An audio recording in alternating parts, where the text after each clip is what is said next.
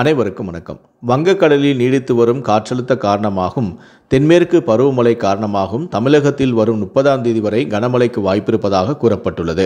இதன் காரணமாக நாளை எந்தெந்த மாவட்டங்களுக்கெல்லாம் கனமழை பெய்யக்கூடும் என்பதை பற்றியும், இதன் காரணமாக நாளை எந்தெந்த மாவட்ட பள்ளி மற்றும் கல்லூரிகளுக்கெல்லாம் விடுமுறை அளிக்கப்பட உள்ளது என்பதை பற்றியும் தற்போது அறிவிப்பொன்று வெளியாகியுள்ளது.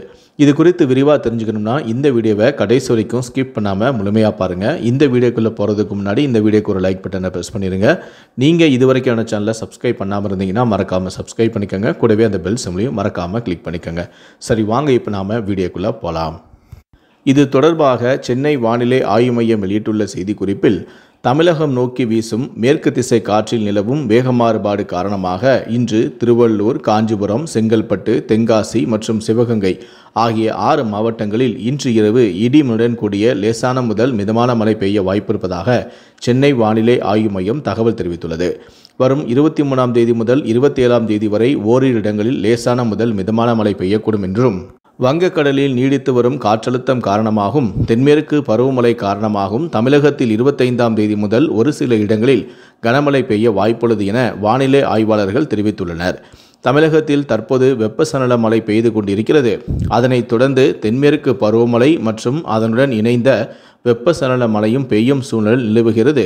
இந்த நிலையில்தான் அந்தமான் கடல் பகுதியை ஒட்டிய வடகிழக்கு வங்கக்கடலில் புதிய காற்று சுழற்சி நீடித்து கொண்டிருக்கிறது. தற்போது திசை மாற தொடங்கியும் உள்ளது.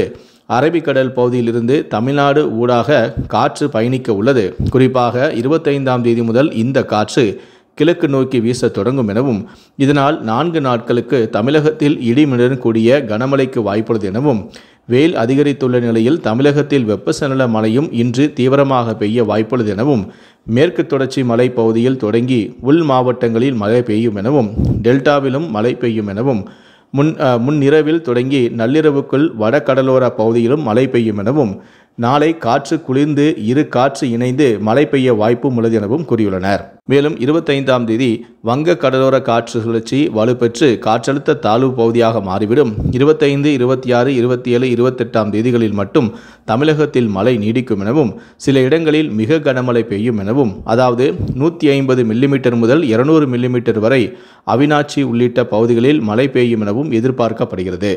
வால்பாறையில் 100 மில்லிமீட்டர் வரை இருக்கும் எனவும், வெப்பசலன இடிமலையானது மாலையில் பெய்யும் எனவும், பொள்ளாச்சி, நெகமம் பகுதியில் பெய்யும் எனவும், கிழக்கு பகுதியில் வட உள் மாவட்டங்களில் மழை அதிகரிக்கும் எனவும், 29ஆம் தேதி மழை குறைந்து ஜூலை 5ஆம் தேதி வரை லேசாக பெய்யும் எனவும் கூறியுள்ளனர்.